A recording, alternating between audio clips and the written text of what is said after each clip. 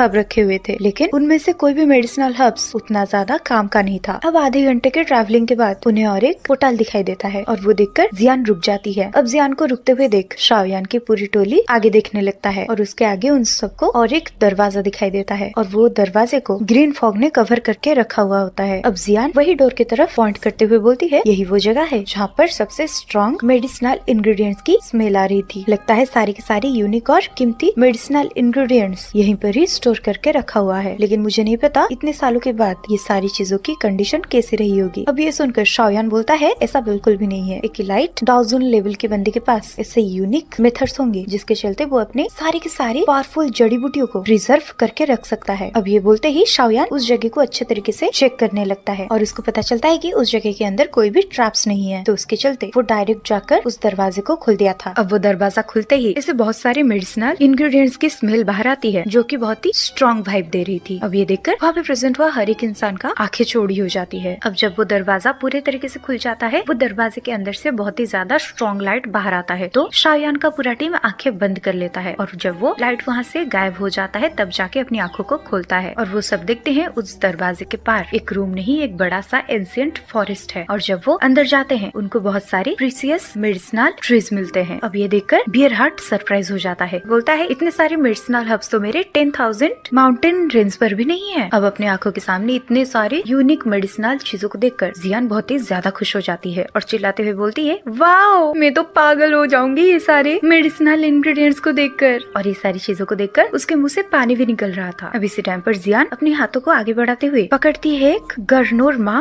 Fruit को और जियान एकदम से ही वो फ्रूट को निगल लेती है। अब जियान को ऐसे करते हुए देख शाओयान बोलता है, रुको रुको, हम पहले सोल बेबी फ्रूट के पास चलते हैं क्योंकि हमारे पास इतना टाइम नहीं है कि हम यहाँ पे प्रेजेंट हुए सारे स्पेशल इंग्रेडिएंट्स को अपने साथ इकट्ठे कर पाएं। अब ये सुनकर सारे लोग शाओयान की बातों को एग्री करते हैं और लिटिल फेरी डॉक्टर जियान को खींचते हुए अपने साथ लेने लगती है क्योंकि जियान अपने सामने इतने सारे रेयर इंग्रेडिएंट्स को देखकर सारे जड़ी बूटियों को इकट्ठे करके उनको पकड़कर रखी हुई थी। अब धीरे धीरे करके वो सब एंशिएंट फॉरेस्ट के तरफ जाने लगते हैं। अब इसी टाइम पर टियानुआन जूजे की बॉडी में भी कुछ अजीब सी हलचल महसूस होती है जिसको देखकर वो खुद भी नहीं समझ पाते हैं उनके साथ ये क्या हो रहा है। अब यहाँ पर ये वाला एपिसोड खत्म होता है। अब अगले पार्ट में हमें पता चलेगा शाओयान को बेबी सोल फ्रूट मिलता है या नहीं। और मैं आपको बता दूं, बेबी सोल फ्रूट को हासिल करने में शाओयान को बहुत ही मेहनत लगने वाला है क्योंकि आगे जाके शाओयान का पूरा टीम एक बहुत ही बड़े ट्रैप में फंसने वाला है। अब उस चीज को देखने के लिए चैनल को सब्सक्राइब कर दीजिए और वीडियो अगर पसंद आई तो फिर लाइक शेयर करने के साथ साथ कमेंट करना बिल्कुल भी मत भूलिएगा। और हमारे क्यूट से सब्सक्राइबर ने अपनी साइड से ये चैनल को सब्सक्राइब करने के लिए बोला था, तो प्लीज क्यूट से सब्सक्राइबर के लिए चैनल को सब्सक्राइब कर दीजिए। Thanks for watching.